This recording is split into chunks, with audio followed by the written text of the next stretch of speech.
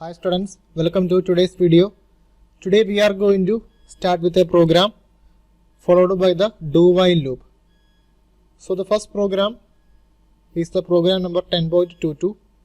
So we are going to make this pattern. We are going to print this pattern using while loop. Okay. So the question is program to read the number via scanner class and print the following series. Here the number means the range, the value of n. How much rows we need to print this series. Okay. So n times. So if you give the value 5 to the variable n, the number of rows will be 5. 1, 2, 3, 4, 5. So up to till here, till this row, that program will print the output. So that is the output. So that is the question. So that question we are going to discuss. Okay. So this is the program. So if you notice this program, okay. So we need to use scanner class that is mentioned in the question. See, via scanner class in order to read the value of n. Okay. So we are importing the scanner class, which means the util package. Then only we can use the scanner class. Then we are creating the class, then declaring the main method. After that we are creating the scanner object, which is sc. So here sc is the scanner object. Then only using sc only we can call the corresponding scanner method. It may be anything. Here we are telling the user to enter the range. Okay. So as you can see here a range is needed, that is n is needed. So that value we are going the user will type that value of n. So we inform the user to enter the range. After that user will type the value. That value will be stored in the variable n. Suppose if the user is typing 10, that 10 will be stored in the variable n. Okay. So 10 lines, 10 rows will be there. Okay. Then this I is the control variable of this loop. Then sum, the variable sum is needed to make this pattern with the 0 initial value. Then checking the condition I less than or equal to n. The value of I is 1 initially. So the condition 1 less than or equal to n. 1 less than or equal to n means 10. Okay. So 1 is less than n, that is true. So we can iterate the loop, which means whatever the part of body, that body will be executed, isn't it? So three statements are there. 3 statements will be executed one after another. The first one is sum equal to sum into 10 plus 1. So we can write the value of sum will be current value of sum, which is 0. Already we assigned. Okay, see, current value of sum is 0. So that 0 will be multiplied with 10 after added with 1. Okay, thereafter it will add with 1. So 0 into 10 will be 0 plus 1, that will be 1 only. So 1 will be copied in the variable sum. Now we have 1 in the variable sum, then that value 1 is printed. So we got the first row. Then I plus plus, value of I will be 2. Okay. Then statements are again executing. Value of I less than or equal to n. Value of I is 2. So condition will be 2 less than or equal to 10. That is also true. Again we can iterate. Then sum equal to sum multiplied by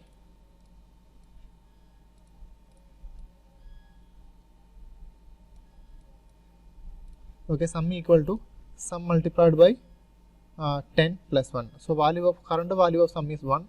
So 1 into 10 plus 1, which is 1 into 10 will be 10. 10 plus 1 will be 11. So now we store 11 in the variable sum. Okay. Then printing current value of sum, which will be 11 on the next line. Okay. Then I plus plus, value of I will be 3.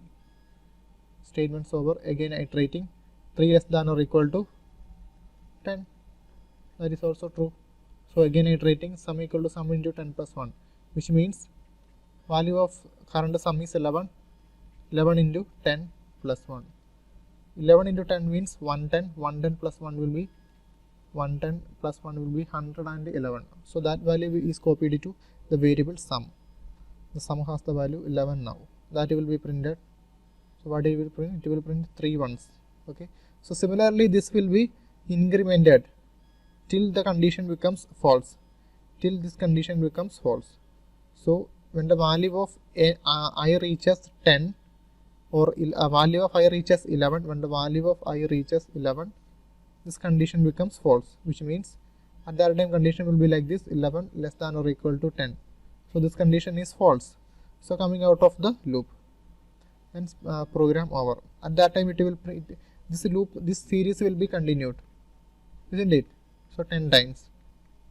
So that is how we are getting this output. So we can just execute this program. Okay, then after compilation we got no syntax error message. If you notice, you can understand.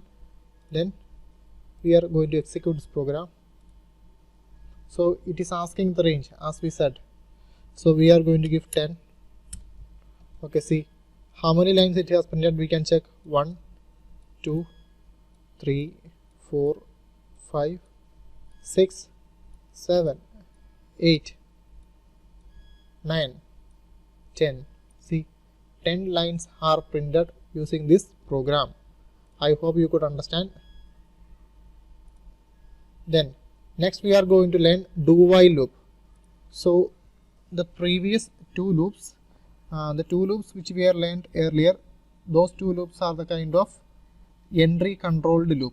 This do while loop is an exit controlled loop.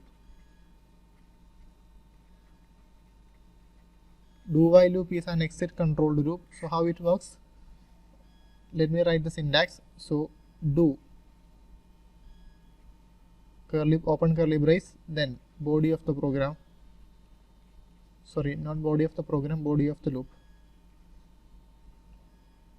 Okay, then while condition. Okay, so this is an example of, this is a syntax of do while loop, which is known as exit controlled loop, which means after executing body ones, see the order of execution is from top to bottom. So after executing do, it definitely will execute body of the loop. Okay, after completing after the completion of the body of the loop, it will check the condition. Okay, so that is the advantage. It is clear that at least one time the body of the loop will execute. For the other times, that is the chances. Okay, so that is how do while loop is working. Okay, then we can have a look at this program 10.28, program to compute the sum of all the factors of an integers using a do while loop. Read the numbers using scanner class. So what we want to find out, we want to give a number or the or an input to this program. Then we need to find the factors of that number. Okay, so this question is, we need to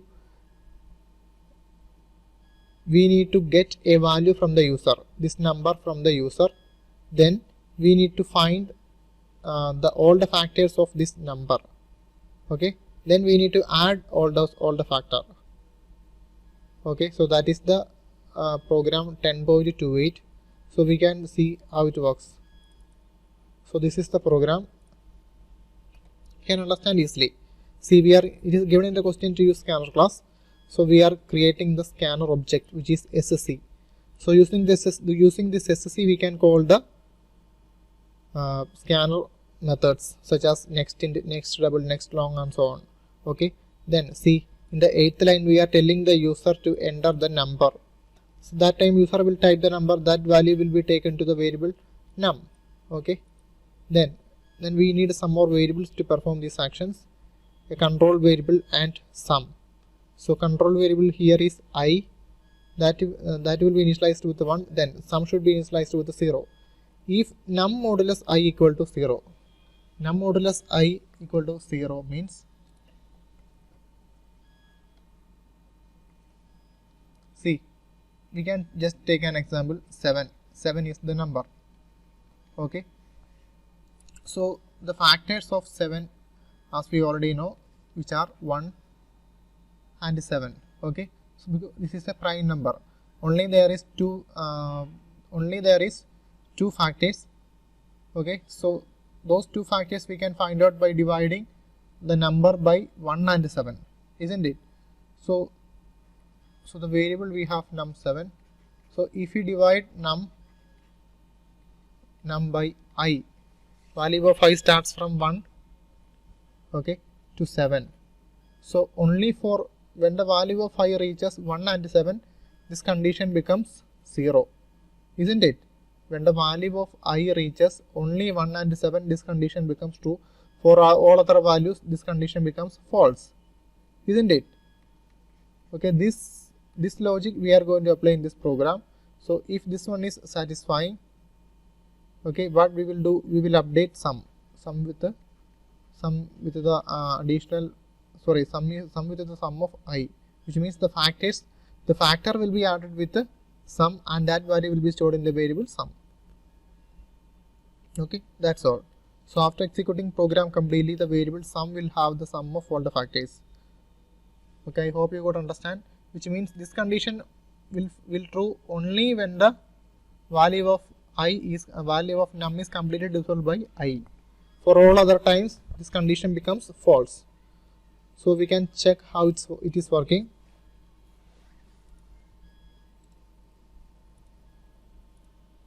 So asking a number, we can give the 7 only. Okay, so only two factors 1 and 7. So sum of factors is 8. So like that we can do these kinds of programs.